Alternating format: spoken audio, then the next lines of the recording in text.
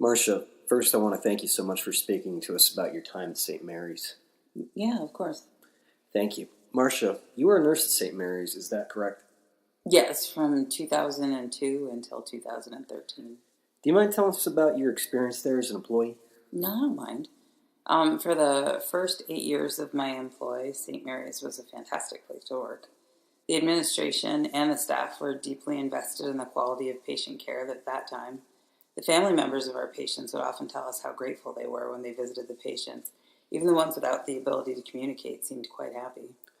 And then? Around 2010, the old director retired and a new man was brought in. Mr. Walker, the old director, had worked his way up to this position within St. Mary's and cared deeply for the patients. He knew it was a business and he ran it like one, but he never put the business side of the place before the patients or his staff. The new director, Mr. Jadrewski, didn't feel the same way. Would you please go into detail? Sure. Well, to begin with, Mr. Jadrewski started by firing a large number of his most senior employees. From that day forward, we were always understaffed and overworked, and patients weren't able to receive the same level of attention. What about the patients? How did Mr. Jadrewski treat them? From what I saw, he seemed to view the patients as an inconvenience. He managed a few labs or pharmaceutical companies or something before St. Mary's. I think to him, a business was supposed to be a product or a service that you provide at a cost to the consumer. A profit is made, and you lock it up at the end of the day. Jadrewski wanted it to be more like a storage facility, and he didn't really want to deal with the human aspect. A bunch of rules and schedules were drawn up to ensure the bare minimum amount of time and effort was anything that any patient got. The doctors had a little more wiggle room than the rest of us. There wasn't much Jadrewski could do about them. He couldn't call it a hospital without doctors.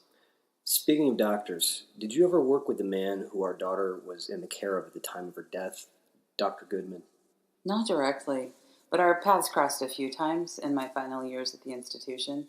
He was hired around 2011, if I remember correctly. What was your impression of him? To be blunt, I didn't care for the man. Why was that? At first, I didn't really have an opinion. Dr. Goodman always kept to himself, but he was never rude to any of the staff, and he seemed to be genuinely interested in working with the patients. I started to hear rumors after a while, though. I'm sorry, rumors? Rumors about his methods. Other nurses and some orderlies were saying he was using electroshock therapy rather liberally. Also, he liked to tailor his approach to his patients. Why would that be a bad thing? I didn't think it was until I figured out what that meant. I covered a night shift for another nurse one night, and while I was making my rounds, I heard sobbing from, I can't say their name, but a patient that hardly ever made a peep was sobbing in their room. I opened the door to check on them, and I was surprised at the darkness in the room. The curtains were drawn and the lights were all off. This patient was mute, terrified of the dark, as well as bedbound. We always left the light on for them so that they could sleep at night. I found out later the patient had become Dr. Goodman's, and he was the last one in that room. So you're implying... I strongly suspect Dr. Goodman was putting him through some sort of fear therapy by leaving him in the dark like that. After that incident, I watched Dr. Goodman pretty closely, and I would check on his patients after he left them. I think he caught on, and it didn't matter. Within the year, I was a victim of more cutbacks and was replaced by two people willing to work for half of what I was making, and without benefits, too. Thank you so much, Marcia. Is there anything else you'd like to add? I'm not really sure if I should say it. Please, go ahead.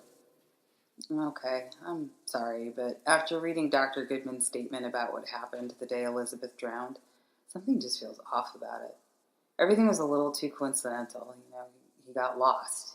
He forgot his watch and phone back in his office. Somehow he couldn't hear the orderly shouting for him, but the orderly could hear him.